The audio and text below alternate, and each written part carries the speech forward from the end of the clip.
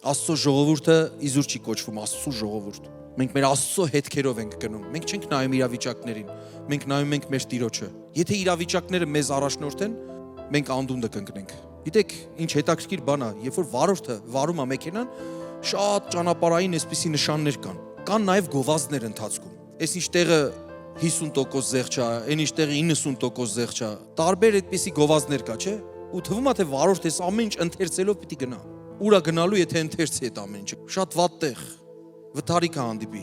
Բայց նա գիտի, որ իրեն տրված է միայն ճանապարհային կանոնների այդ նշանները։ Ու մենք որպես վարորդներ, մենք վարժված ենք, արագ տեսնում ենք, ասես չենք նայում ժամով թե ինչ ասում։ Արդեն գիտենք, ուղղակի հուշում անում։ Ու այդ հուշումով մենք շարժվում ենք։ Այդպես էլ հավատքի կյանքն է։ Մենք ընթերցում ենք Աստծո խոսքը, լսում ենք Աստծո խոսքով ու ամեն ժամանակ չի որ այսենց զգուշությամբ, տեսքով, զգուշությամբ չենք կայլում։ Համաձայն եք թե չէ։ Արդեն ներսից մենք գիտենք ոնց անենք։